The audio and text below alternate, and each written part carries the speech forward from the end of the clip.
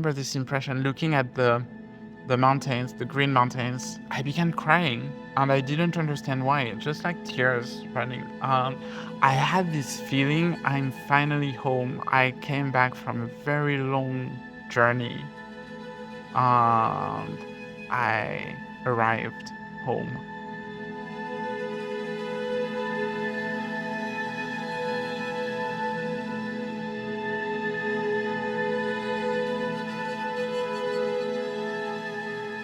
Hi, I'm Cookie. My French name is Aurélien, and I've been an actor, a director, uh, an editor, video editor, and I had a restaurant. I also worked in porn, and my dream is to get pregnant. When I was younger, I was a brat. That's why I said earlier, like I should have been more hardworking and more humble. Um, and I think people in this industry have like very big egos.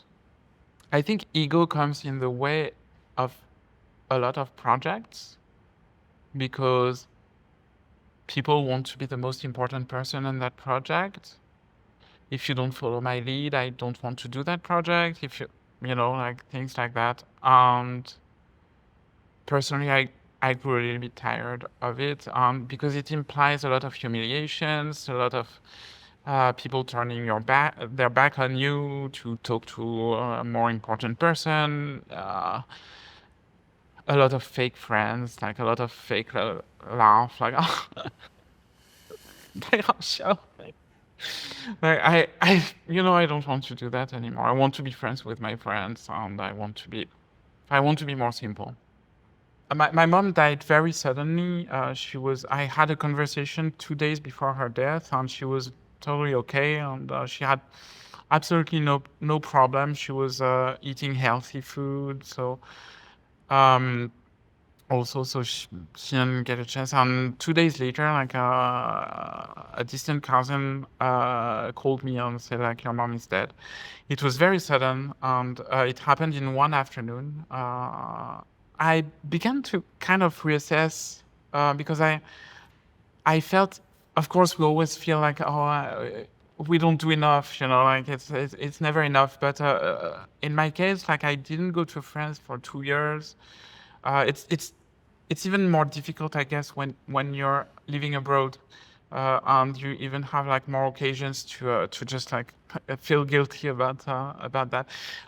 And I began to reassess what was important. Also, the fact that I still didn't have kids, that she will never know her grandkid, that it was something that she would have loved, and that I was spending a lot of time editing people's movies, videos, stuffs that I gave a lot of priority to work and to things that at that time I felt maybe didn't deserve my priorities. Your objective is the world, but now it is more of yourself. Or Maybe, yes. Yeah, maybe my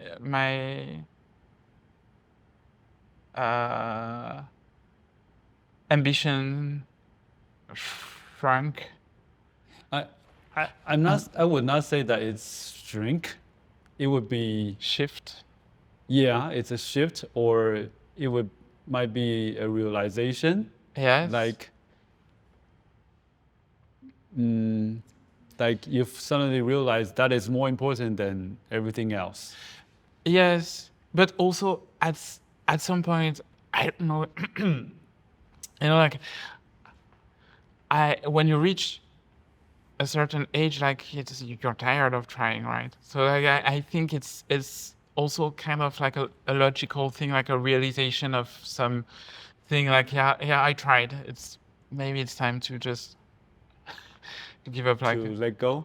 to let go. I've had a wonderful life, a wonderful career. I had like a TV show in France. I directed some super cool short movies, some documentaries. I worked with amazing people, but uh, yeah, I think maybe it's just time for me to just. Middle age crisis. Oh Just shit! Do I kidding. get to get a Porsche?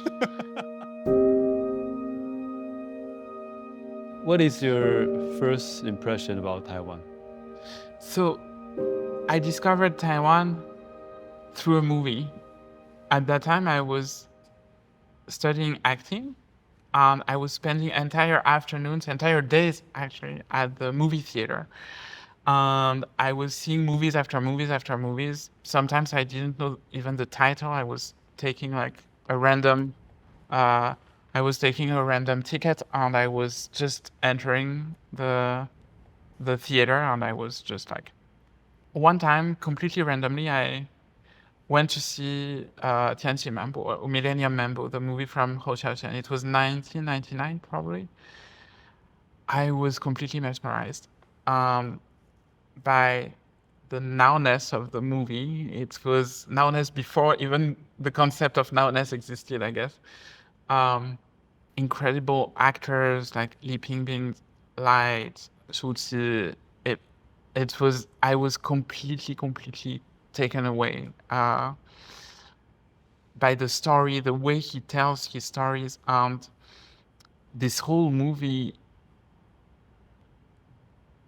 more than describe an atmosphere, or I could feel Taipei, I could smell Taipei, I could um, somehow like feel the the earth shaking, I could feel the typhoon, I could just feel the humidity. Yeah, I'd say that a place where you feel safe, where you feel at ease, where you can be yourself. So I think in France, I wasn't feeling safe enough to make movies about homosexuality. In Taiwan, I felt safe enough to make movies about queerness, about gayness. But in Taiwan, I felt that I was completely safe, so it encouraged me to talk about homosexuality, talk about queerness, and I felt kind of liberated. What I did with this story, like about a pregnant man, like the mermaid and the whale, is out of a dream actually that I had.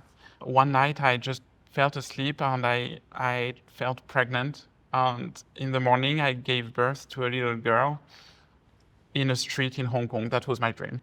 I was in Hong Kong. I don't know why, because I was still living in Paris at that time. But the dream was like so vivid, and so it was this kind of dream that like you live. It was a lifetime. It was 9 months, and when I woke up, I felt so empty and so disappointed that I didn't have my little girl with me, and it lingered for days, and I thought like having like a a baby, being a parent, and having like the joy of like having like growing life inside of ourselves is so fascinating, so incredible, and men can never live it. So I thought I would make a movie out of it.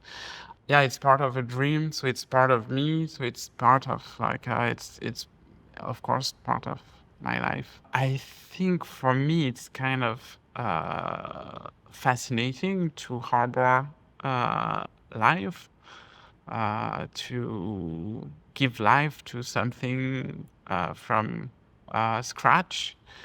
Um, Maybe I'm envious of the link you make with the baby during this process, like the first kick, or like something. I've always been fascinated and envious. I don't know if it's not envious because there is no jealousy or something, but more fascinated by pregnancy in a woman.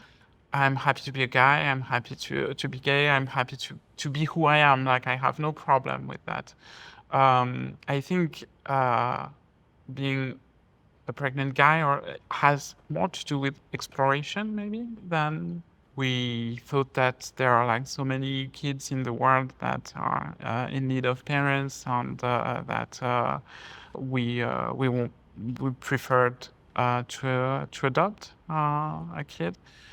For me, it's also like a little being that will be the mix of us both. It's also a legacy. My parents um, uh, transmitted some very strong values: generosity, selflessness, unconditional love. They strongly believed in education for everyone, medicine for everyone, healthcare. My mom was a teacher. My grandparents were teachers. Also, I learned at a very young age, because my grandparents those are people that grew up fighting Nazis. So I learned at a very young age that sometimes values have to be defended, have to be safeguarded. Why did you choose to move to Tainan? So I chose to move to Thailand to have a more peaceful life. Thailand was to slow down, to have a bigger place, because we couldn't afford Taipei. We couldn't afford a 5-bedroom in Taipei. So bigger place, slow down our pace, be more in touch with ourselves, invite some friends, care less about money, because when you have like a place that is paid for, it's easier to just live on a little bit more freedom. If you asked me when I was 20, I would have said having a Ferrari and maybe a lot of friends, important friends, being famous, or having a lot of money. And now that I'm 45, I think is having a family, good health, being happy, uh, having true friends. What is your happiest moment recently? I think it was the week in Boracay with my husband.